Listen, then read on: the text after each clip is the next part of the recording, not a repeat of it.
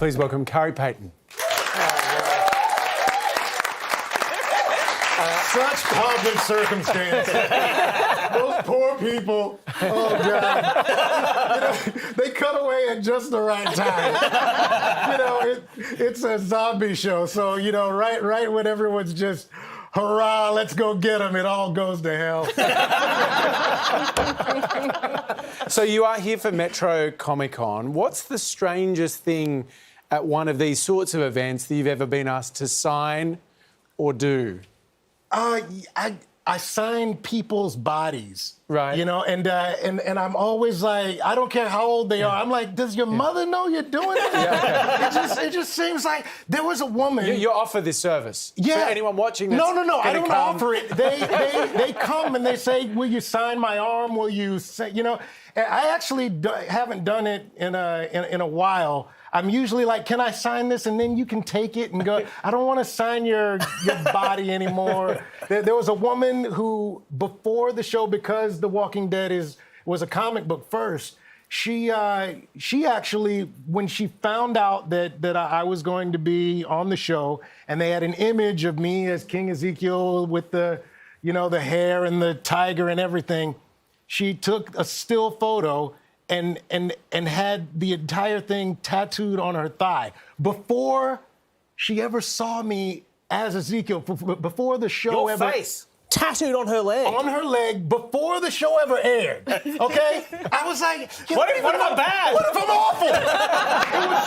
I was so much pressure. I saw that woman's leg and I was like, oh, God. Please be good, God. Please be good. You're not bad in the show. You're incredible in the show. You're playing a sort of a king, a leader, but in a kind of it's almost Shakespearean. Yeah. And I want to know, because it's a zombie apocalypse show, is that what you'd be like in a real zombie apocalypse? Would you go full Shakespearean leader? It's a good way to go. You know what I mean? It's like lie to yourself for as long as possible about the reality of, we were just talking about this.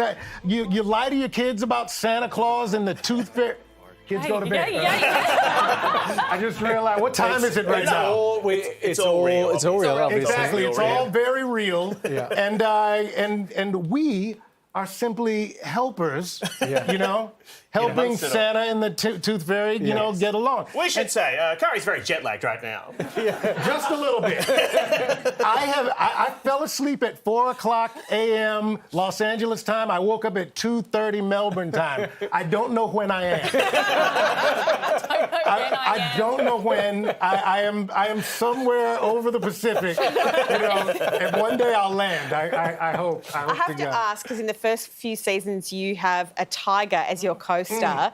Was that tricky? It was not tricky because she was my tiger.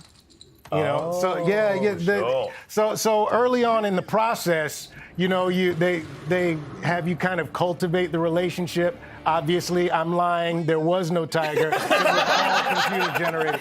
Yeah, no. I was like, once again, I could do it. My kids, I'm telling you, they believe it all. I've been telling them, I've been lying to them, from the beginning. But when you read the character, and of course it's such an epic hairdo, a throne and a tiger, were you like, that's me? This has got my name written all over it. Weirdly enough, I kind of felt that way. When I got the script, it was funny because they try to throw you off the scent because The Walking Dead, they didn't want to put out who was auditioning for what. But for my character, it's kind of hard to, come up with something that's going to work. You can't just change the tiger to a lion. Everybody's going to figure it out. So I knew who it was that I was going to be playing. But I just saw him as this guy. He was like a community theater guy. It was a guy who was if you had a tiger, no one would come near you. You'd have to say, hey, come over here. He's fine. You're fine. Everything's fine. And then someone started calling him King because he was loud and boisterous. And I was like, that's the way to do it. That's how it happened. Well, if you see him this weekend, he doesn't have the tiger, but he may be a little jet-lagged. Metro Comic Con starts in Melbourne this weekend. Head to our website for all the details. Lovely to meet you. Please thank Khary. Thank you for having me.